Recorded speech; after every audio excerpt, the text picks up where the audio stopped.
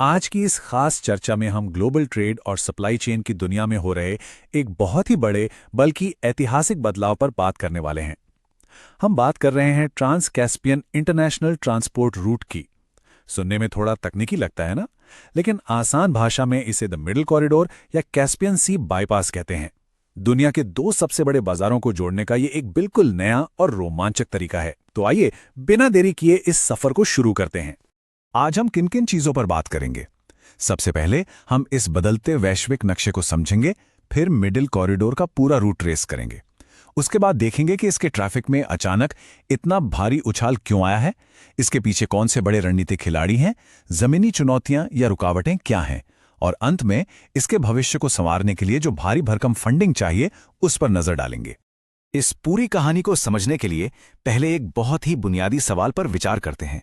जरा सोचिए, जब दुनिया के सबसे मुख्य और भरोसेमंद व्यापारिक रास्ते अचानक से काम करना बंद कर दें या वहां से गुजरना खतरे से खाली न रहे, तो दुनिया भर का माल आखिर किस रास्ते से अपनी मंजिल तक पहुंचेगा? बस इसी एक बड़ी प्रॉब्लम का सॉल्यूशन बनने की कोशिश कर रहा है ये मिडिल कॉरिडोर।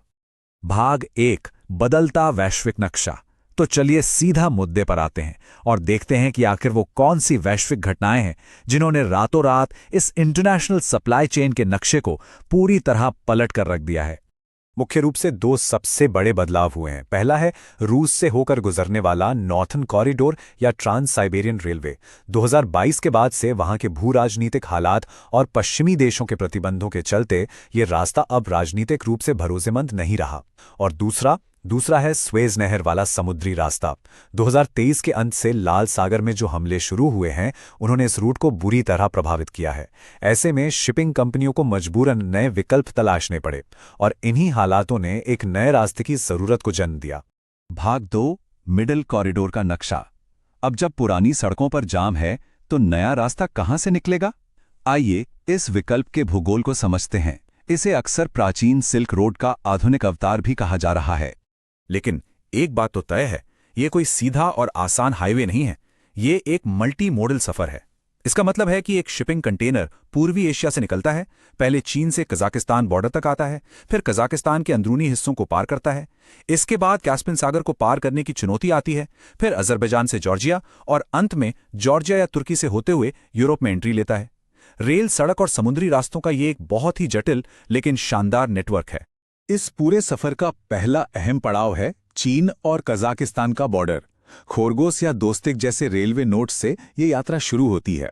यहीं से विशाल मालगाड़ियां कंटेनर्स को लादकर पश्चिमी दिशा की ओर बढ़ती हैं। और फिर आता है इस रूट का शायद सबसे दिलचस्प हिस्सा, कैस्पियन सागर को पार करना। मालगाड़ियों से कंटेनर्स को उतारा जाता है और कजाकिस्तान के अक्ताऊ जैसे बंदरगाहों पर विशाल फेरियों यानी बड़े जहाज़ों में लाद दिया जाता है। ये जहाज उन्हें समंदर पार अजरबैजान के बाकू बंदरगाह तक पहुंचाते हैं। ये समुद्री कड़ी इस पूरे जमीनी सफर को आपस में जोड़ने का काम करती है। भाग 3, ट्रैफिक में भारी वृद्धि। अब कुछ ऐसे आंकड़ों की बात करते हैं जो वाकई में होश उड़ा देने वाले हैं। इस रास्ते के इस्तेमाल में हाल ही में जो जबरदस्त उछाल आया है, वो साफ बताता है कि दुनिया कितनी तेजी से इस नए विकल्प को अपना रही है। 4250 किलोमीटर। जरा इस विशाल नंबर पर गौर कीजिए। ये इस कॉरिडोर में शामिल रेलवे सिस्टम की कुल भौतिक लंबाई है। ये आंकड़ा अपने आप में चीख कर इस प्रोजेक्ट की विशालता बयां कर रहा है। और इस लंबी ट्रेन यात्रा के बीच में आता है वो समुद्री सफर।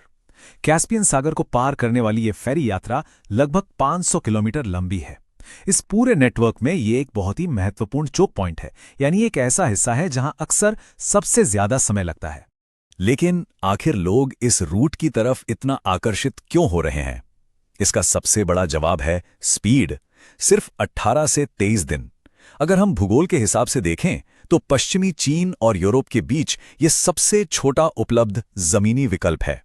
अब इस दिलचस्प तुलना को समझना बहुत जरूरी है। देखिए, मिडिल कॉरिडोर सिर्फ 18 से 23 दिन लेता है, जो 28 से 40 दिन लेने वाले समुद्री मार्ग को स्पीड के मामले में तो आसानी से पछाड़ देता है। हालांकि समुद्री रास्ता अभी भी सबसे सस्ता है। मिडिल कॉरिडोर स्पीड में तो आगे है, लेकिन अलग अलग ट्रांसपोर्ट मोड्स इस्तेमाल करने की वजह से इसकी ढुलाई की लागत थोड़ी ज्यादा आती है। तो बेसिकली ये स्पीड और लागत के बीच एक बहुत ही अहम संतुलन का खेल है। भाग 4, रणनीतिक हितधारक। तो इस पूरी व्यवस्था से असल में फायदा किसे हो रहा है? आइए उन बड़े खिलाड़ियों पर नजर डालते हैं जो इस रास्ते के विकास में अपना पैसा, समय और रणनीतिक दांव लगा रहे हैं। यहाँ अलग अलग देशों के अपने अपने स्पष्ट हित जुड़े हैं। यूरोपीय संघ इसे रूसी रास्तों पर अपनी निर्भरता खत्म करने के एक बेहतरीन तरीके के रूप में देखता है। वहीं चीन इसे अपने बेल्ट एंड रोड इनिशिएटिव का एक बहुत अहम हिस्सा मानकर पूरा सपोर्ट दे रहा है। तुर्की खुद को मध्य एशिया से यूरोप के बीच के एक मेन गेट के रूप में स्थापित कर रहा है, और बीच में पड़ने वाले कजाकिस्तान, अजरबैजान और जॉर्जिया जैसे देश अपनी अर्थव्यवस्थाओं को डाइवर्सिफाई करने के लिए इस कॉरिडोर पर बड़ा दांव लगा रहे हैं। भाग 5, रुकावटें और चुनौतियां। लेकिन चलिए यहां थोड़ी सी ब्रेक लगाते हैं और जमीनी हकीकत का सामना करते हैं। ये कोई जादुई छड़ी नहीं है कि सब कुछ रातों रात एकदम परफेक्ट हो जाएगा। इस विशाल प्रोजेक्ट के सामने अभी भी कई बहुत गंभीर चुनौतियां और रुकावटें खड़ी हैं। इनमें से सबसे बड़ी तकनीकी बाधा है इंटरमॉडल ट्रांसफर। इसका सीधा सा मतलब है माल को ट्रांसपोर्ट के एक साधन से निकालकर दूसरे में डालना। जैसे जब बंदरगाहों पर ट्रेन से कंटेनर उतारकर जहाजों पर लादे जाते हैं तो इस पूरी प्रक्रिया में सबसे ज्यादा समय बर्बाद होता है, और फेरी टर्मिनल्स पर तो अक्सर माल अटक सा जाता है। और ये एक और दिलचस्प परेशानी को उजागर करता है, रेलवे ट्रैक की चौड़ाई। अलग अलग देशों में रेलवे इंफ्रास्ट्रक्चर के मानक अलग हैं। चीन, मध्य एशियाई देशों और यूरोप में रेलवे ट्रैक की चौड़ाई, जिसे हम गेज कहते हैं, बिल्कुल अलग अलग है। इसका नतीजा, सीमाओं पर ट्रेनों के पहियों के सेट बदलने पड़ते हैं या फिर पूरा का पूरा माल दूसरी ट्रेन में शिफ्ट करना पड़ता है। जाहिर है इस काम में समय भी लगता है और पैसा भी। बात यही खत्म नहीं होती। कैस्पियन सागर में चलने वाले जहाज़ों और फेरियों की सीमित संख्या एक बहुत बड़ी रुकावट है। ऊपर से क्योंकि ये रास्ता कई अलग अलग संप्रभु देशों से होकर गुजरता है, इसलिए कोई एक समान टैक्स या यूनिफाइड टैरिफ स्ट्रक्चर नहीं है। इससे कागजी कार्रवाई और खर्च दोनों बढ़ जाते हैं, और जैसा हमने पहले देखा, ये समुद्री रास्ते के मुकाबले अभी भी महंगाई है। ये सारी प्रशासनिक और लॉजिस्टिक अड़चनें एक स्मूथ सफर के बीच में दीवार बनकर खड़ी हैं। भाग 6, भविष्य का वित्त पोषण। अब हम इस चर्चा के बिल्कुल अंतिम पड़ाव पर आ गए हैं, जहां हम देखेंगे कि इन तमाम समस्याओं को सुलझाने के लिए कितना निवेश चाहिए और इस कॉरिडोर के लिए भविष्य के महत्वाकांक्षी लक्ष्य क्या रखे गए हैं। ये कोई छोटा मोटा आंकड़ा नहीं है। 18.5 billion euro. European bank for reconstruction and development के अनुमान के मुताबिक मध्य एशिया में मौजूद इन सारी लॉजिस्टिक रुकावटों को खत्म करने और इंफ्रास्ट्रक्चर को आधुनिक बनाने के लिए लगभग इतनी बड़ी रकम की जरूरत है। ये इस पूरी कहानी की सबसे बड़ी वित्तीय हकीकत है। पर सवाल यह है कि इतने भारी भरकम निवेश से हासिल क्या होगा।